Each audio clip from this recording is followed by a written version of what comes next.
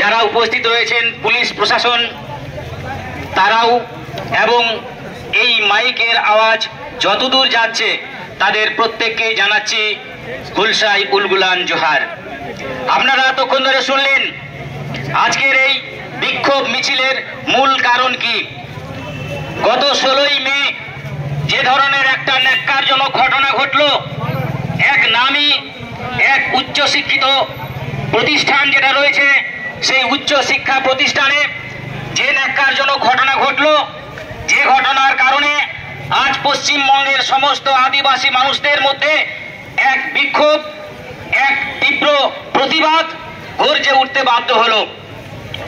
ঘটনাটা খুবই সামান্য আপাত দৃষ্টিতে দেখলে মনে হবে কি ঘটনা ঘটেছিল।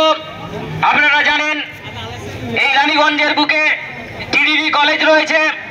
সেই কলেজের পদার্থ বিজ্ঞানের যিনি অধ্যক্ষ রয়েছেন শ্রদ্ধেয় অধ্যাপক পার্সাল কিস্কু মহাশয়, তাকে কিভাবে স্টাফ রুমের ভিতরে সমস্ত অধ্যাপক অধ্যাপিকাদের সামনে কিভাবে তাদেরকে হেনস্থা করা হলো, সেই সমস্ত সংবাদ, সেই ভিডিও ক্লিপ এই পশ্চিমবঙ্গ তথা ভারতবর্ষের বিভিন্ন জায়গায় ছড়িয়ে গেছে এবং আদিবাসী মানুষজন সেটা প্রত্যক্ষ করলো যে একজন আদিবাসী যিনি হচ্ছেন নেতৃত্বে রয়েছেন, যিনি আদিবাসীদের দাবি দাওয়া নিয়ে, যিনি আদিবাসীদের অধিকার নিয়ে বিভিন্ন মঞ্চে বিভিন্ন জায়গায় এমনকি রাস্তায় আন্দোলন করেন, তার বিরুদ্ধে একটা ঘৃণ্য চক্রান্ত করা হলো এবং সেই চক্রান্তের শিকার করা হলো তাকে। আমি মানছি একটা কলেজে ছাত্র রাজনীতি হয়, সেখানে ছাত্রদের দাবি দাওয়া থাকতেই পারে, কিন্তু সেই দাবি দাওয়াটাকে অর্জন করার জন্য কেবলমাত্র ওই 88 জন অধ্যাপকের মধ্য থেকে বিশেষ একজন অধ্যাপককে টার্গেট করা হলো কেন? এর পিছনে নিশ্চয়ই একটা দুরভিসন্ধি রয়েছে। এবং আপনারা নিশ্চয়ই জানেন যে কলেজে বর্তমানে কোনো কিন্তু নির্বাচন হয় না, কোনো ছাত্র সংসদ হয় না, সেখানে ছাত্র সংসদের অস্তিত্বই নেই। তাহলে প্রশ্ন হলো, যেখানে ছাত্র সংসদই নেই সেখানে ছাত্র সংসদের প্রতিনিধি বা নেতৃত্ব এলো কোথা থেকে? তাহলে এর পিছনে নিশ্চয়ই কোনো রাজনৈতিক ষড়যন্ত্র রয়েছে। তাহলে এই যে একটা রাজনৈতিক ষড়যন্ত্র, এই রাজনৈতিক ষড়যন্ত্র আমাদেরকে বুঝতে হবে যে রাজনৈতিক ষড়যন্ত্রের শিকার হয়েছেন আমাদের শ্রদ্ধেয় অধ্যাপক পার্সাল কিস্কু মহাশয়।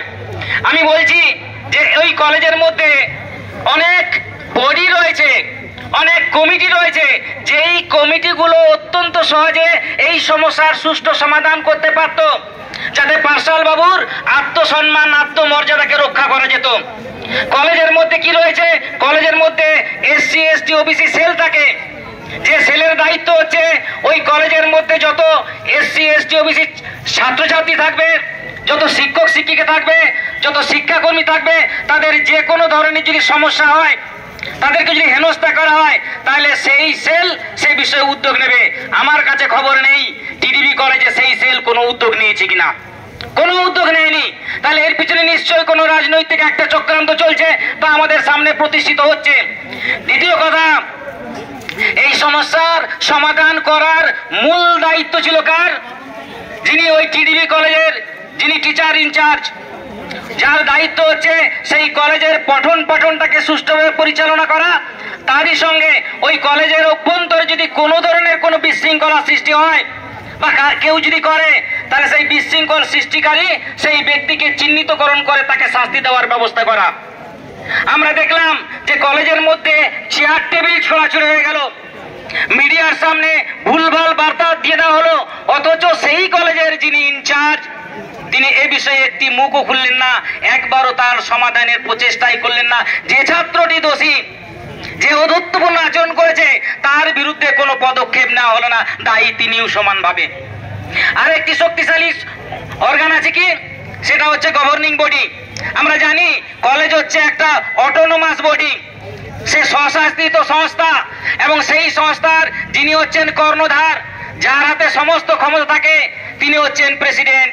প্রত্যেকটা কলেজেই একজন করে প্রেসিডেন্ট থাকেন, যার দায়িত্ব হচ্ছে পুরো কলেজটাকে সুষ্ঠুভাবে পরিচালনা করা, নিয়ন্ত্রণ করা। প্রশ্ন থাকে যে কলেজের মধ্যে এত বড় একটা ঘটনা ঘটে গেল, আপনি একজন প্রেসিডেন্ট হয়ে কি পদক্ষেপ নিলেন? কেবলমাত্র একদিন গেলেন, গিয়ে একটা আলোচনা করলেন, কিন্তু যে দোষী, যার ঔদ্ধত্যপূর্ণ আচরণ আমরা সবাই দেখলাম, তাকে আপনি কি তিরস্কার করলেন? তাকে আপনি কি শাস্তি দিলেন? আপনি কিছুই দেননি। তাহলে এই যে দায়িত্বটা, এই দায়িত্বটা ছিল প্রেসিডেন্টের, সেই দায়িত্বটা তিনি পালনে ব্যর্থ হয়েছেন। আমরা অত্যন্ত দুর্ভাগ্যভাবে আমরা দেখতে পেলাম যে যাকে বারবার বলা হয় গণতন্ত্রের চতুর্থ স্তম্ভ, অর্থাৎ মিডিয়া পার্সন যারা ছিলেন, তাদের প্রিন্ট মিডিয়ায় হোক আর সেটা ইলেকট্রনিক মিডিয়ায় হোক আর অডিও ভিডিও ভিজুয়াল যাই হোক না কেন, প্রত্যেকটা ক্ষেত্রেই আমরা কি দেখলাম, তার পরের দিনে সেটাকে বিভিন্নভাবে প্রচার করা হলো। সেটা প্রচার করা হলো মিডিয়ার মধ্য দিয়ে, সেটা প্রিন্ট মিডিয়াতেও প্রকাশ করা হয়েছে। সেখানে আমরা কি দেখলাম? সেখানে দেখলাম যে সমস্ত মিডিয়ায় কিন্তু একতরফাভাবে বারবার এই আমাদের আদিবাসী অধ্যাপক পার্সাল কিস্কুকে টার্গেট করেছে। আমাদের প্রশ্ন এখানেই যে এই যে বারংবার এতগুলো অধ্যাপক অধ্যাপিকাদের মধ্যে পার্সাল কিস্কুকে টার্গেট করা হলো, এই পার্সাল কিস্কুকে টার্গেট করার পিছনে কারণটা কি রয়েছে? আপনারা একটু গভীরভাবে চিন্তা করে দেখুন।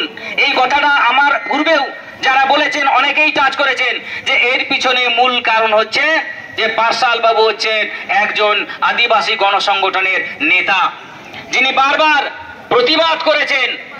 এই প্রশাসনের বিরুদ্ধে তিনি বক্তব্য তুলে ধরেছেন এবং তিনি প্রশাসনকে তথা সরকারকেও সতর্ক করেছেন, আমরা কি ধরে নেব এই প্রশাসনের বিরুদ্ধে, এই সরকারের কুকীর্তির বিরুদ্ধে এই সমস্ত কথাগুলো তুলে ধরার জন্যই তাকে আজকে হেনস্থার শিকার হতে হলো?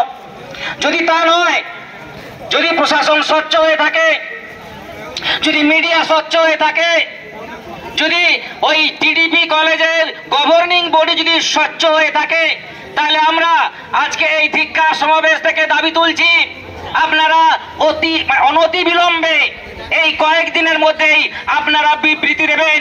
আপনারা মিডিয়া পার্সনকে ডাকুন।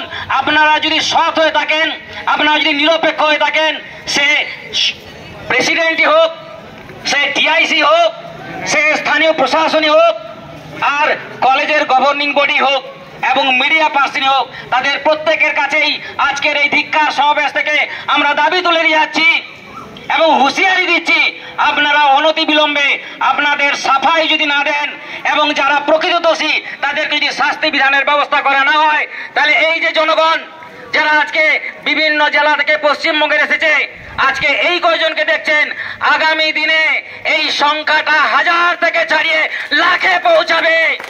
আর সেদিন পারবেন তো, সেদিন আপনারা পারবেন তো এই শান্ত নিরীহ আদিবাসী জনগণের কাছে জবাব দিতে?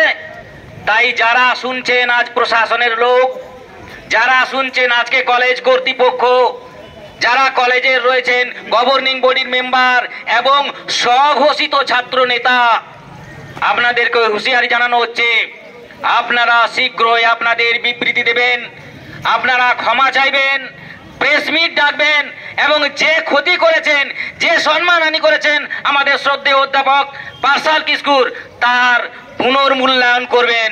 নচেত আগামী দিনে আরো বৃহত্তর আন্দোলনের জন্য আপনারা প্রস্তুত থাকবেন।